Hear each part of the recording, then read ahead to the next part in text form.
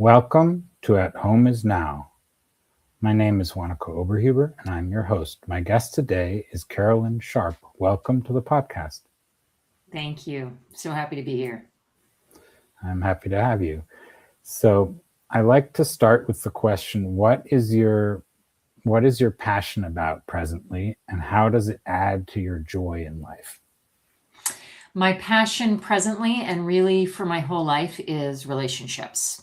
I am a therapist by profession, but my greatest joy, both in my profession and in my personal life, is in connecting with people. I get to do that in my work to trying to help people have healthier relationships, both themselves and others, ideally for a kinder world. But my happiest times are in laughing or learning or challenging myself in my relationships with friends, with my partner, with my kids.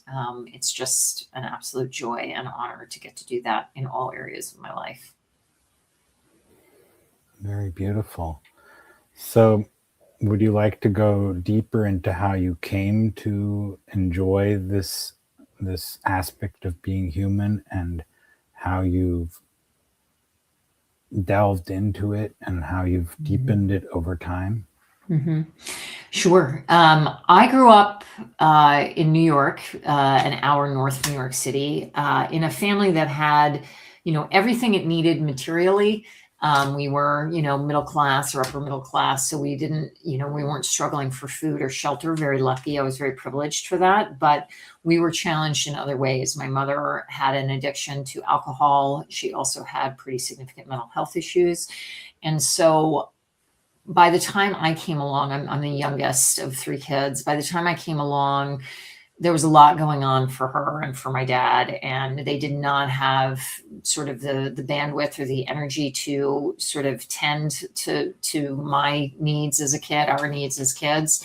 And I am also of Generation X, where there was a, like go outside and play, just be wild, do what you need to do to survive. So there wasn't really a culture of tending to kids anyway. And so I grew up seeing and experiencing some things that were harder. I was bullied a bit, both in my family and then when I went to high school. So I saw I've always felt on the outside and I always felt rather alone. And so always wanted deeper relationships with people. And, when I got to college, I was able to make that happen for myself. I didn't really have friends in high school or before that stuck. But when I got to college, I really got to experience it and experience the power relationships had to make our lives happier and healthier. And that was when I sort of chose my career, deciding that I would help provide for children children and adolescents, what I didn't get. And so I pursued working with people with developmental disabilities, and then went to graduate school, became a social worker and learned what children and families needed. And that's when my career took off. And I was really still am passionate about providing for people what they needed, with sort of an intimate awareness from my own experiences of what people really need to grow and heal and thrive. Yeah, that is a very important area of expertise. And it's something that is easily forgotten within the education system. Mm-hmm. Sure is. So, and Yeah. even if you are told it's so important, it doesn't mean you get the tools to actually teach it. Exactly. And there's a lot of mythology that you should be able to do it on your own. Relationships shouldn't take work. If you ask for help, there's something wrong with you. All of these things, the American culture of pull yourself up by your bootstraps is really doing damage to a lot of people, because being a human, being an adult is really difficult. More so now, I think, than even when I was a kid. And so, there's a lot of common messages that you shouldn't ask for help and that it shouldn't have to work at your relationships. And so that's another passion of mine, is sort of correcting that erroneous idea that there's something wrong if you need help or support in your life, particularly in your relationships. Yeah, that is a big issue, and it's also very traumatizing when you are stuck in that belief that you're alone and you're Mhm, not allowed to get help. mhm, mhm. Yeah. And you don't And know without support what is really happening, and so without that support, that reflection to understand, oh, hey, this is just a normal part of growing up to not be confident or to struggle with whatever it is, you then make it about yourself. You blame yourself, and then you carry that around. And so having that reflection and having that support to go, oh, this isn't really that big of a deal. It's okay that you're struggling with this, and here, try this, and this could help you. Wow, now you're liberated from carrying that shame and that secrecy and feeling bad. You're freed from that. So it's a really powerful thing. I feel really privileged and honored to get to help people with it, and seeing people light up when they realize, oh, this doesn't mean anything bad about me. Fantastic. And this doesn't mean anything bad about my relationship. Great. Now I can be happy. I can give myself permission to be happier. yeah, that's a big one. Mhm. Yeah, and to the other side is always this idea that a partner needs to know what you need or what you want, right? And so it's become very difficult through this idea that that has to be the case Mhm. to actually Mhm. express what you want and what you need and what Mhm. you would Mhm. like to have, right? Mhm. Yeah, yeah, and that's one of the things I teach couples is how to know, because the benefit of being partnered with someone else is that the parts of our brain that express what we need are slower moving than the parts of the brain the parts of the brain that actually feel the need. So if you're paying attention to your partner, you can see a need faster than they can realize a need. And so helping couples learn to read these things and help each other, give each other permission to express, hey, would you like X or Y? Um, Again, liberates people, and it feels so good when someone sees us and sees, hey, do you need a hug? Oh my God, it feels so good when that's given permission to, that's given words to. Do you need some time alone? Yeah, I do. Is that okay? Yeah, of course it's okay. Go read for a while, and I'll see you later. It feels fantastic when that happens, and we're missing that. If we think our needs are bad, if we think our partner should know, if we think it's bad to ask, all of that sort of stuff, if we're trained that way, we're really making things harder for ourselves. Yeah, and that's a big challenge for because that's what we have been told, right? Yeah, And the same in many environments, right? So yeah. there's a lot of shame, blame, and attack, hmm and hmm there's a very hard time to shift to a view of each other in which you are whole already, hmm right? No matter all these issues that you may have, it doesn't hmm mean you're less whole. Right, right, right. And in today's world that is so divided, where we're leaning into the binary of good versus bad, right versus wrong, people are making these characterizations of each other and of themselves more than they should. And I am another passion of mine is trying to help bring people closer together, bring more kindness, more curiosity to the world, so that they can go, oh, well, I think I know what this person is doing, but let me ask. Let me take the time to check out the story I have in my head about this other person based on what they're wearing or what they look like, or who they voted for or whatever. Let me take the time to get to know them beyond what I assume I know. And then there's also the aspects of how we are connected and how we are actually one, Mhm. but we're not. All these filters, all these ideas get in the way of that Yep. experience. Yep. Yep.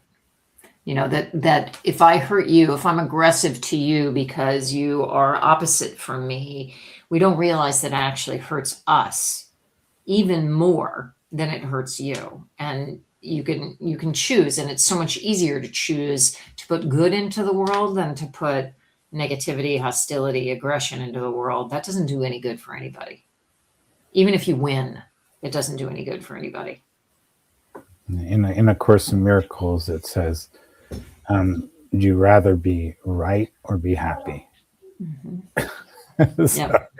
so, Yep. Yeah. And I frame that question tiny bit differently in my work with couples. Would you rather be right or would you rather be in connection? Because when we choose right, we disconnect from the person we're in relationship to, and it costs our relationship every time we choose that. Yeah, absolutely. Yeah, that's a good one too, because if you want to be, happiness is connection, right? So it's Happiness being is one at peace, mm-hmm. and enjoying the moment and so on. It's Mm-hmm. so yeah, Mm-hmm. that's Yeah. absolutely another way of putting it. That makes Mm-hmm. sense. Yeah.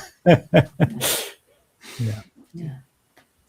And the connection isn't just about happiness, though happiness is a wonderful byproduct. Connection is also about growth, and learning and developing beyond where we are now. And as I'm sure you know from the work you've done in your own life, that growth isn't always comfortable. It doesn't always feel happy, so to speak. It brings us great satisfaction and fulfillment, but that happiness may not be the penultimate thing that we're looking for. It's growth and evolution, which is often deeply uncomfortable. Yeah, it isn't always something that you enjoy at the Right. time, Yeah. to Yeah. to look at all the ugly thoughts you might have about yourself or others and say, okay, they are not really well placed, and even if they were true, they're harmful. Right. Right. Even if they appeared to be true, or have actual facts behind them, Mm-hmm. you do need to find another way to see it. In the Course in Miracles, it says you can choose again. So Right. you don't have to stay put just because you thought something was that way for a long, long time. Doesn't mean it has to stay that way. Yeah. Yeah. Yeah. I often get asked, from couples, is it too late? Is it too late for us? Have we, passed the point where we can't change? And the answer is always no, not unless you choose to be done, not unless you choose that it's too late. You can always bring it back to health, or bring it, not necessarily back, but you can bring it to health anytime you choose to. You can't always choose something different. Yeah, that's an important point, because yes, there's many couples who come to a point where they say it's over, it's not possible anymore, we can't fix anything. Mm-hmm. Or even in various situations, we come to that conclusion, right? Okay, now it's time to leave, it doesn't work anymore. But yes, if I guess if there's more people who want to work at it or want to go for it, there is an option of changing one's mind about it. Yeah. And something can happen, but it's no guarantee, of course. Right. No. And the only guarantee in relationship is that there'll be difficulty, really. That if you're being honest with yourselves, there's hard times. There's no way to go through adult life without challenge. And it's just the intention you bring to the challenge that determines the outcome of that challenge. Are we going to grow together or grow apart? Are we going to do this with honesty and integrity, or are we going to just let habit drive us? So it's all about the choices that we make. And we all have challenges that are independent, right?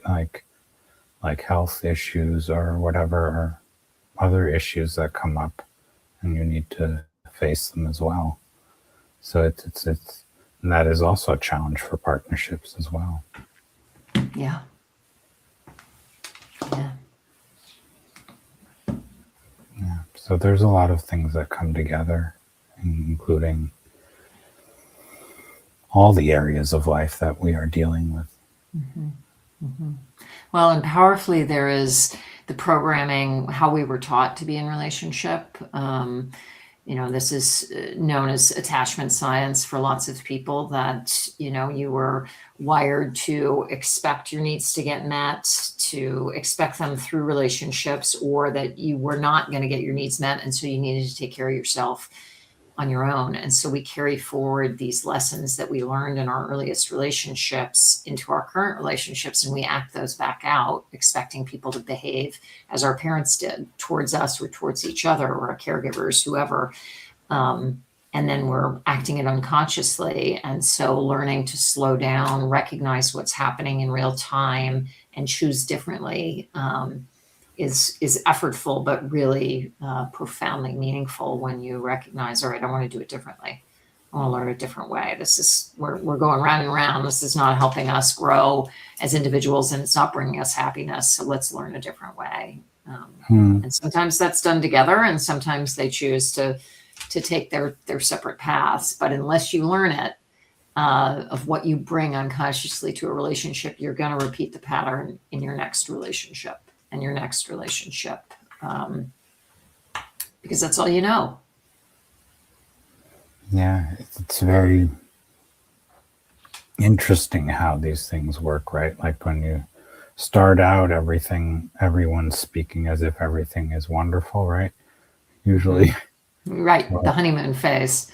Yeah, and then at some point you need to face the fact that those loops, or those things that have been an issue in your life, will become a topic as well, either in a different way or in the same form as you've recognized it other times.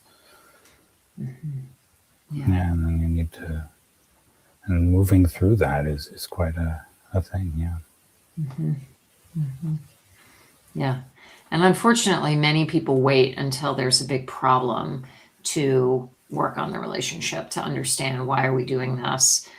And it's much better to proactively sort of go after, let's understand why we behave the way we do in relationship. Even if we don't have a problem, let's learn about each other intentionally so that we prevent problems.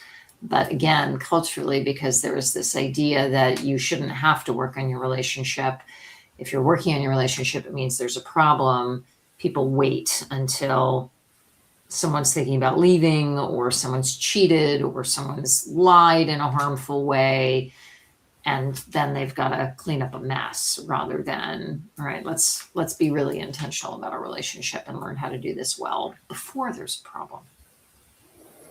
Yeah, well, that's a habit that has to do with also the things we spoke of at the beginning, like asking for help, or recognizing that I don't know how to do something, or whatever else, right?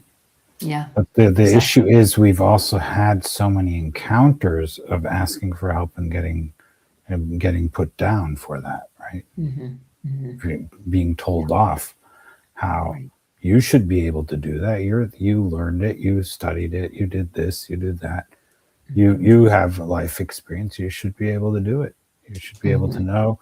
And then there's also things we have to accept, that there's things we don't know how, we can't do, right? It just isn't possible. Even if we studied it for forever, it may not be something we are capable of, right? Yeah. And that's something that is quite where you get to know that even more directly is when you have health issues, right? Because you're sick, you just can't do it, right? You just can't do certain things that you've been used to being able to do, even, or things that, it becomes obvious that you can't do certain things. But I think there's issues even when you're healthy. There's things that you can't do, or you can't even learn to do, because it's just not in your makeup. I may be wrong about that, but I think that is possible. Yeah, I mean, there are definitely characteristics that we have that are not changeable. Brain type, the aspects of, and now it's referenced as like neurodiversity, that you may have a brain that processes information in a particular way, and your partner may have a brain that processes another way. that's not really a problem. Trying to change that creates conflict because my brain is just my brain. It works the way it works. Learning, it's more a function of learning to work with your brain rather than fight against it, which is what, culturally we've done, that to have a neurodiverse brain, to have ADHD or to have autism or what have you is bad. It means something is wrong. And shaming people about that versus working with it, that my brain works like this, and so I'm going to adapt my life to function around this way that my brain works. I'm going to adapt my relationships so that it makes room for the way that my brain works, or the way my emotional system works, in the ground of acceptance, of accepting that truth about us. We actually can then evolve that, not to change that your brain works differently, but there is now room for that brain to be optimized because it feels accepted, or we feel accepting around it, and we're not struggling about it. In Buddhism, they say, pain is mandatory in life, but suffering is optional. And suffering is that resistance to that pain, where we, oh no, it's the analogy I draw in therapy is, when you have a stiff neck, you sometimes will tighten your head up and try not to move, to not agitate that sore neck. But what happens then is that the muscles around your neck tighten, and then your back tightens, and pretty soon your whole body is sore. We do that emotionally, and we do that relationally, where we try and like stiffen up around the struggle or the pain. And if we just relax around it and go, okay, well, we're having this hard time, what can we do about it? How can we support each other through it? Then it loosens up and we're able to do something more productive around it. Yeah, that's another issue, right? Is this having this idea that things have to work in a certain way, and that's why so many attacks happen, right? We attack people because they don't do it in a certain way, or we don't do it in a certain way. We get attacked, or even complimented. It can be the other way around. It's like, oh yeah, your way is great, love it, right? But it's like, what are you supposed to do, right? It's the way, like you said, it may be the only way you can process things, and you don't have another option.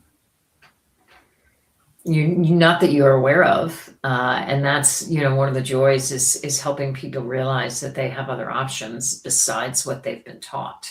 There isn't just one way to live in the world. There isn't just one way to live in relationship. As long as you're bringing full choice and decision making to the process, you get to decide for yourself. But people get really stuck, entrenched, that there's only one way for me to do this thing, because that's how I was taught, or that's what I know. And helping people see that you have options. You always have options. Yeah, a way of processing thing doesn't mean that there's many ways of using that. Right? Exactly. So the way that process can be helpful, but it can be harmful too, depending on how you go about it, right? If I'm understanding correctly what you're saying. Yeah. It's how we orient to it and what we do with the options we have in front of us. It's all perspective. It's all, how we look at it. Because you can, two people going through the same thing can experience it very differently. And the more we can bring curiosity to that experience, the better we are to make informed choices about what is possible.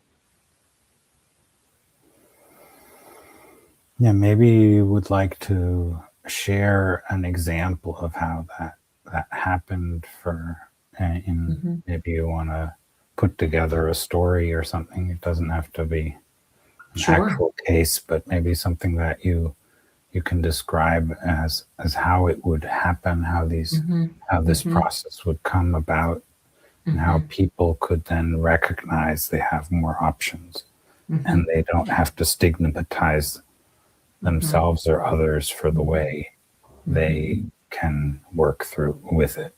Hmm. Well, I'll use an amalgamation, and in my book I use tons and tons of examples. They're all created from multiple couples, because I protect, obviously as a therapist, I protect the confidentiality of my clients. But there's a case that I think of often, of a couple that came in. I had seen them, I don't know, 4 or 5 times, and they were doing, slow but steady work on their communication.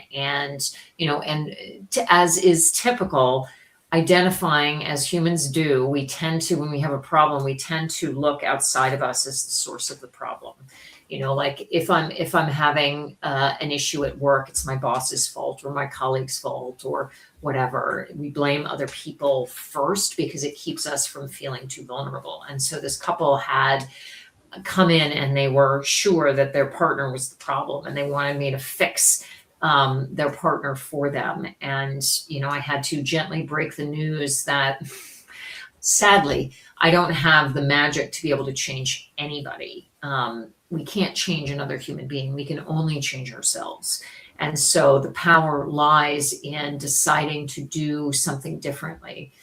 Because in relationship, every dynamic, fighting, high conflict, an over functioning, under functioning dynamic where one person is doing all the housework and the other person is just watching and being passive, those are fed by both people. They're contributed to by both people. There needs to be an over functioner for there to be an under functioner. You have to do less in order for me to pick up to do more, and I have to do more in order for you to be able to do less. So helping them see, you're not going to be able to change. I'll use two different genders to make explaining this easier. You're not going to be able to change him. You're not going to be able to change her. You can only change your own interaction. So this couple had come in. They were slowly but surely working on their communication. And on this, I hadn't seen them in a few weeks, and they came in and they were on the verge of divorce. They had decided they were going to break up, and they just wanted to come in and tell me how bad it was, and they wanted my buy-in that it was okay that they were going to divorce. And I said, of course, it's fine. If you want to do that, you can. I will support you through that process. But I wonder if you've really fully committed to trying to support your partner in feeling happy, and how you can make them feel happy in their relationship, and to both of them.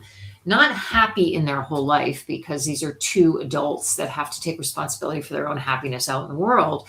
But we are responsible when we choose a relationship, a romantic relationship, a committed relationship. We are responsible for each other's happiness in that relationship. And that takes understanding each other's needs. Do you need affection? Do you need words of affirmation, to use the 5 love languages? Do you need quality time? What is it that you need to feel happy in this relationship? Have you done your best to meet your partner's needs in the relationship? And when encouraged to be honest with themselves, they hadn't. And so I sent them away with the instruction, and we got to figure out, what does your partner need? What lights them up? What makes them feel happiest? And they each came up with something they could do each day, to an effort that would take 5 minutes or less, that would contribute to their partner's happiness in the relationship. So I sent them away with that. They came back a week later, and they were laughing and smiling and giggling and connected, and felt 100 times better.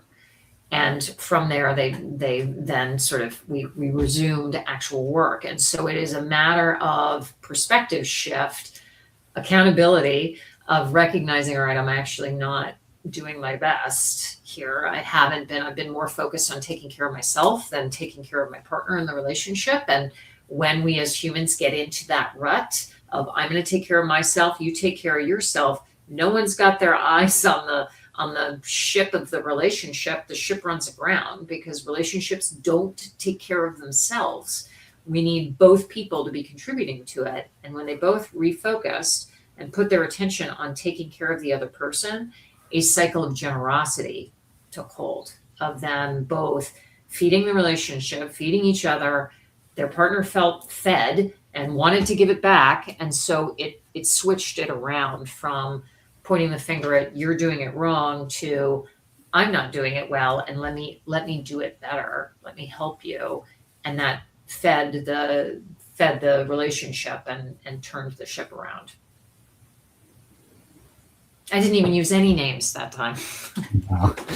Yeah, it's quite remarkable when you think about those things, right? When you say, okay, a couple needs to think about, okay, how are we nurturing the relationship rather than nurturing all the issues like overachieving and less achieving and this and stuff like that.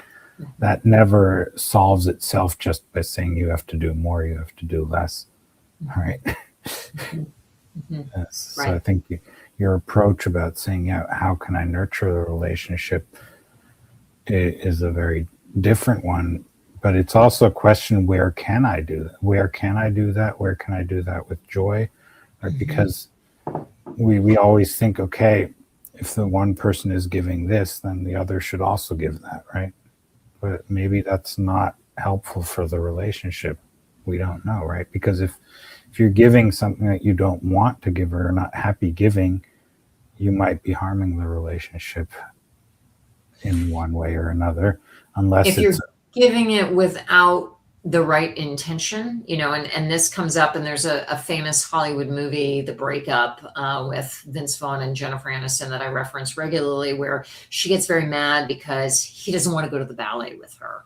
And he hates the ballet. So why would he go to the ballet? You don't have to love the thing you're doing for it to be felt. You have to love your partner. So if I go to the ballet with you, not because I love the ballet, but because you do, and because getting to do something with you that you love makes you feel even happier and even more loved, then I get the secondary pleasure of knowing I did that and getting to witness you in your joy. And that feeds the relationship. So it's not, this we get confused in this idea of like self-sacrifice. I shouldn't have to do something I don't want to do. Well, I don't know anybody as an adult living life that doesn't have to do something they don't want to do, whether that's paying taxes or cleaning their toilet or paying their bills or whatever it is. We as adults, fair amount of life is doing things we don't want to do, eating our greens, whatever it is that you don't like to do, we have to do it. So this notion that you shouldn't have to do something you don't want to do in relationship is frankly quite immature, and sort of entitled. But if we're doing it to bring good to the relationship, to contribute, to make our partner happy, if we could get behind the reason that we do something that isn't our favorite thing, go to a movie I don't want to see, well, I've picked the last 4 movies, so yeah, I'll go to that movie with you because you've been so nice to me coming to these movies that I know you don't like. Now I'm behind it for the right reason rather than going into it with a bad attitude of, I don't want to go, but I'll go. You should thank me. I don't want to be here, but I'm here. Aren't I great? That's bringing the wrong energy to the thing. But like I'm tweaking a little bit because, a fair amount of adult life is doing things we don't want to do. And that translates to relationships that, being in an adult relationship means compromise. That isn't the same as self-sacrifice. It's just compromise. It's being a grown-up and being an equal partner and contributing to a healthy relationship. yeah, there's many ways of looking at that here. So it's very important, yes, to know why you're doing something. That's true. And yes, quality time with a partner does mean that it's important to find things that either one of the partners enjoys a lot and the other person can enjoy it because their partner's enjoying it, but also finding things that you'd enjoy together, or Absolutely. both like. So hmm common ground is also important. So yeah, it's a very, yeah, your sacrifice is then when you get totally frustrated about it so bad. So like you said, if you have the wrong idea behind it, you're going to be frustrated with it more than happy with it. Yeah, it's a matter of balance. I talk about, and lots of people do, that a relationship is actually made up of 3 distinct entities. There's your needs, there's my needs, and there's our relationship's needs. And we have to be in balance with all 3 of those. Because if you're getting all the care and attention and I'm getting none, we're out of balance. If we're both putting all our energy into the relationship and not taking care of ourselves as individuals, we're going to be unhealthy as individuals. So it's a matter of making sure and sort of keeping track together of, like, is everybody getting a fair share of what they need? And lots of people don't think about, we tend to think you versus me, my needs versus your needs, but we're not tending to the relationship's needs. Of our relationship needs alone time, we need to do things together, we need to have shared interests, or we need to, communicate, or we need to have affection or intimacy. Every relationship is different, and there's not one formula for that. It's about being attentive to the balance needed in your relationship. And you're right. If I'm coming into something and I'm sacrificing too much of my own energy or my own needs to make you happy or to make our relationship healthy, but I'm not tending to myself, the system isn't going to work for long. It may hold up for a while, but over time it will fail, because I will lose myself. I will stop remembering who I am and what I love, and then you've got a zombie person who isn't herself anymore, and then the relationship falls apart. Yeah, and that can happen in all kinds of relationships, right? When someone has things they love doing, and then they're told you're not allowed to do this, you're not allowed to do that, and there's no spaces for them to do things they love, then they will also wilt, and if they don't leave it, right? If they don't say, okay, this is enough, which is not easy to say no, right? Yeah, exactly. And in hierarchical relationships, it's another issue, but also in ones where you're equals, it's also an issue. When is it healthy to say no, and when is it healthy to say yes? And when is it healthy? And then when is it healthy to say what you want and need? And when is it healthy to listen to someone telling you, I want this and that and that? And what of that is it smart to actually fulfill, right? And what not? Yeah. And that takes, the time and care to be paying attention to your own internal well-being, and to be focused on, all right, checking in with myself, checking in with you, checking in with our relationship, to be in contact with all those areas, to recognize when that's happening. And if I have never been trained to keep an eye out on my needs, if I haven't been taught that my needs matter, I may not be aware of that. And that's where, it's important for you to be looking out for me in the relationship of, like,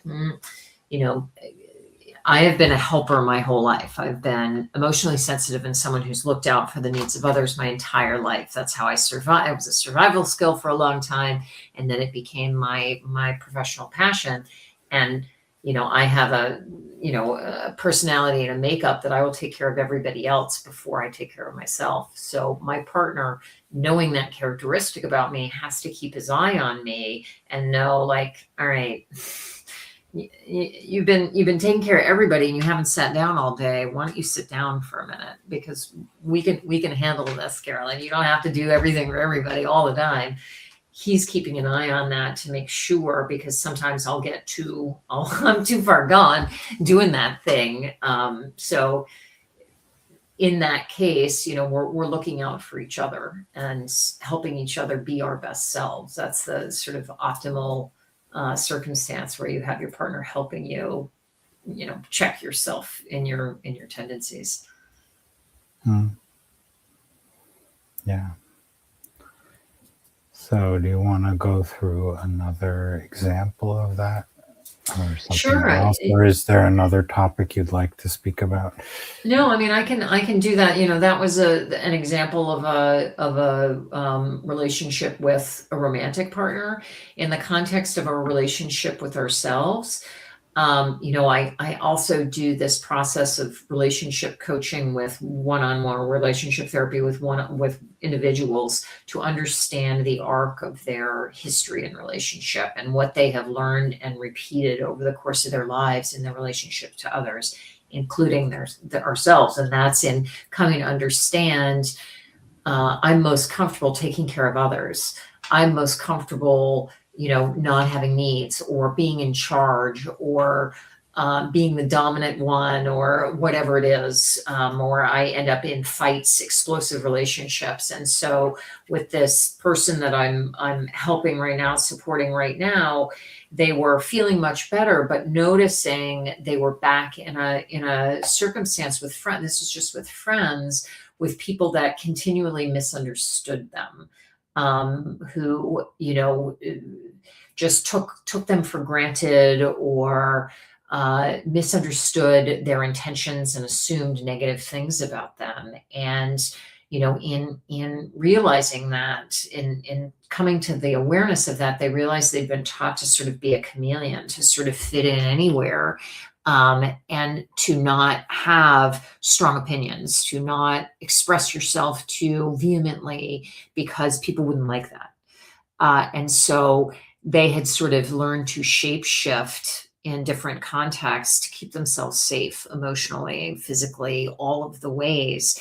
And as a result, they sort of bounced from relationship to relationship, because that only lasts so long, because we can't show up inauthentically and keep ourselves happy. We have to find a place where we can be ourselves and express ourselves. And so in understanding that, she was able to sort of like gently move to expressing herself more assertively in relationships she saw it was more safe, gather feedback about how she'd done it, and grow more comfortable in trusting that she was going to be liked and supported in her relationship. And so it's sort of growing the wings to be herself, with herself, to love herself more, most importantly, so that she can be herself fully, allow herself to love what she loves and enjoy what she enjoys and do what she likes to do, and all of those things, without being so scared that someone's going to find out and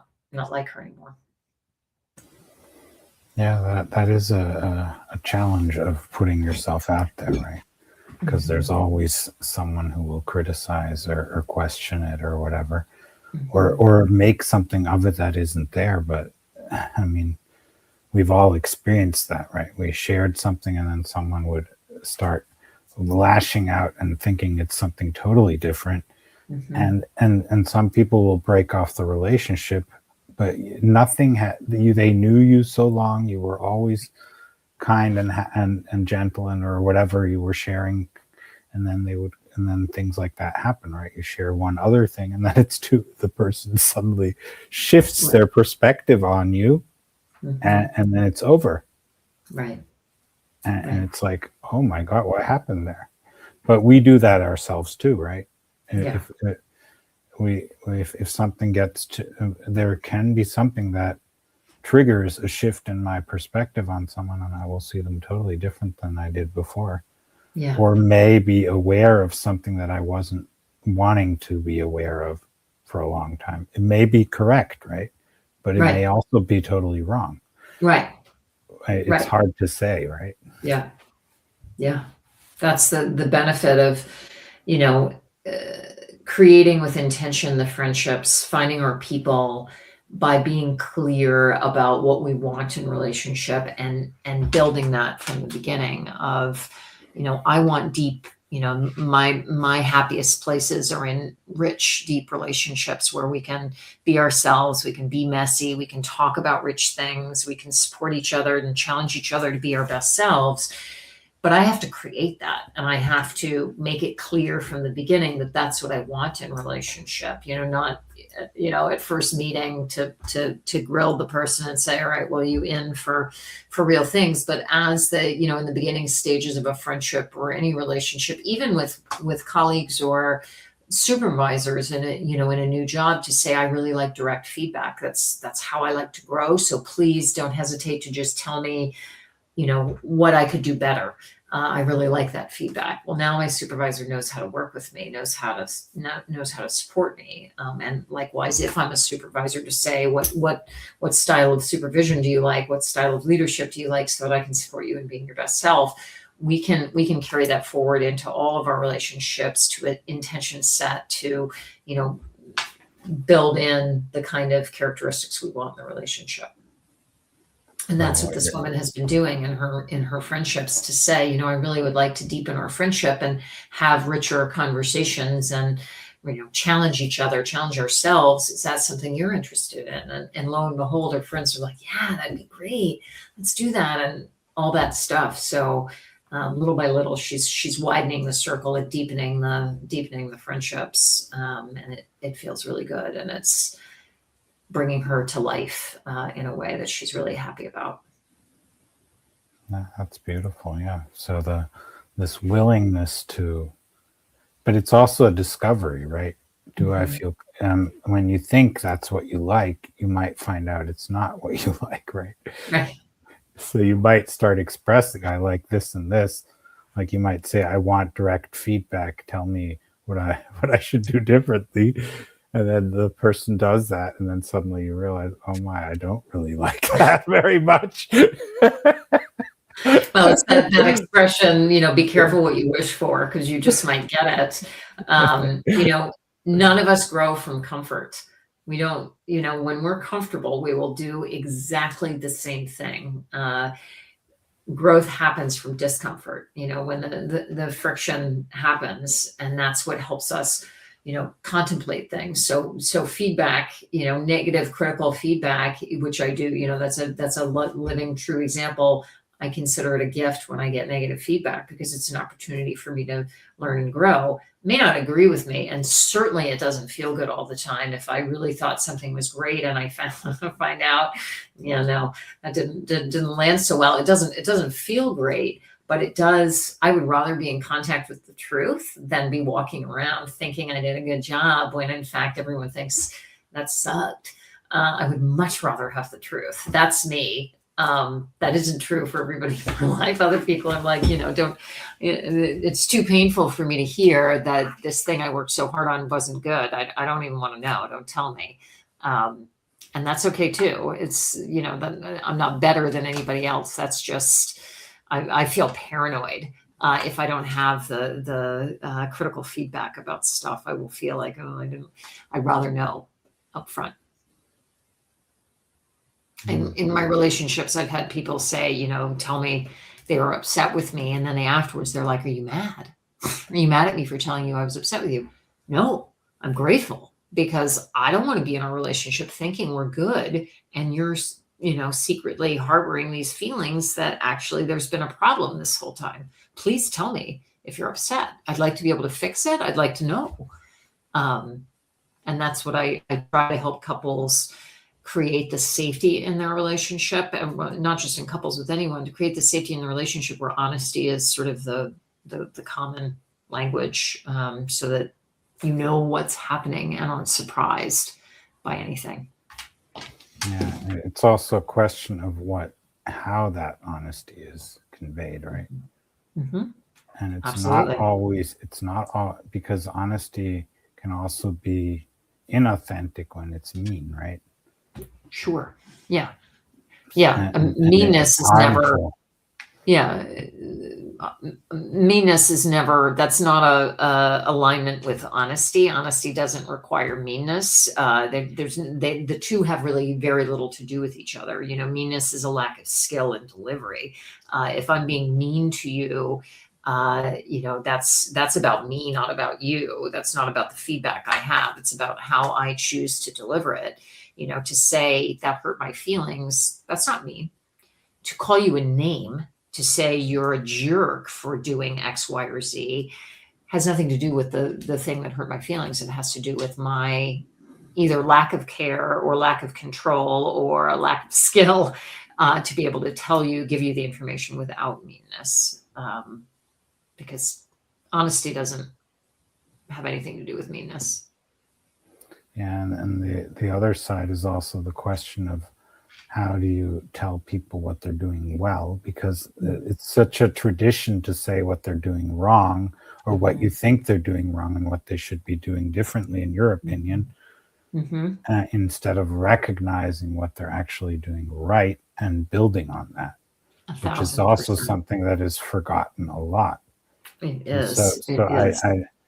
I do have that experience of this type of feedback that we give each other, where we're actually just seeing um, one way. We're not seeing everything Right. because we're focusing on what we think is not working. Right. Well, the brain has what's called a negativity bias, where we see negative information. We experience negative information with 10 times the power. That's the sort of the number the that I give. It may not be the most recent understanding of it, but with significantly more power than positive information, because our brain is continually scanning our environment for threat. And so, evolutionarily, if we saw a berry, bush with fruit on it or flowers, that's great. But if, and remember where that is, that's great. But if we forget where the tiger was, we're dead. So the brain holds on to negative information with 10 times the power. So that explains some of why we lean negative in our feedback delivery, because we pick up on the negative more powerfully than we pick up the positive. And so it is a matter, and it's critically important what you're saying, that we focus our attention on recognizing and naming the things our partner is doing, or our friend is doing, or our colleague is doing that is good and beneficial, because it meets the human need of being recognized for our efforts. And so I train people to notice the effort being made rather than just the outcome. Your partner is trying, or your roommate or your friend is trying to help you. Maybe they're not doing it in the way you want, but can you first notice the effort being made on your behalf, before you focus in on the way that they're doing it that you don't like? Because we all need that. We all need that recognition. And it is really important, and it does help. It's much more impactful to growth, to get that recognition, than just focusing on the negative, just naming the negative. Now, what do you say to the statement from A Course in Miracles, "In defenselessness, my safety lies"? In defenselessness, my safety lies. I have to translate that in my own head. So in lowering all of my defenses, I am safe. I guess that's what it's about, because Okay. that's how it makes sense. And it's also, I think, what is so important about it is that you, letting go of the judgments, right, about others, Mm-hmm. also allows you to stop judging yourself negatively. I'm speaking about negatively or biased positive judgment that isn't Mm-hmm. merited, right? Mm-hmm. Yeah. So if you let go of all of that, you're actually defenseless, but you're safer because of it. Got it. Yeah. I mean, it's interesting because defensiveness is actually a biological reaction to feeling attacked. So whether internally in ourselves, being defended in ourselves, or in interacting with one another, if you gave me feedback and I was defensive, it's because I feel attacked. And I have been trained to feel attacked, not necessarily overtly, but implicitly, I was trained that negative feedback is bad. Don't take it. You're never wrong. Don't be vulnerable like that. And it limits me, but it's a physiological reaction. And so first we have to recognize that that's a programming we have, that, defend, protect, so that we can coach ourselves, support ourselves in calming that impulse to protect and defend, and then be open to the reality, the truth that we all make mistakes. That's the human experience. Mistakes are how we learn and grow. So to relax into that, so that you can open to the possibility of learning. And learning about ourselves when it's our mistake, and learning about another human being if they make a mistake. And so it's very true that when we lay down our defenses, when we are open to both feedback and to connection with another flawed human being, that is where growth, connection, joy happens, and that is where we are safest, when that is possible. But it does take, there's some steps needed to get there, to feel safe enough to be open to all of those experiences. Yeah, and I think another part of that is that when we wanting to be right is defending, right? So, Mhm. and in A Course in Miracles, it also says, do you want to be right or do you want to be happy? So it's the Mhm. same. It's the same idea, just stated differently, right? Yeah. Yeah. In defenselessness, my safety lies. Okay, then I'm no longer attached to the Mhm. idea that I need to be right. Right. And Right. that I'm probably wrong all the time because I'm always biased. So maybe I should accept that. Yeah. But it doesn't mean that I'm doing anything wrong. It's just that the ideas around it are always um, far from the truth. Yeah. Yeah. Yeah. Yeah. Well, let's start wrapping up. Do you have Okay. anything I didn't ask you that you'd like to share about? I think anybody that is interested in learning more about themselves, our relationships are one of the deepest places to do so. Um, and I've dedicated my life to that work. I've written a book and done a TED talk, and all of these things because I really do want to help people have richer, deeper, happier lives through better relationships. So that would be sort of my parting words and recommendations. Never to sort of settle into things just are as they are. There's always more learning to be done. We're never done.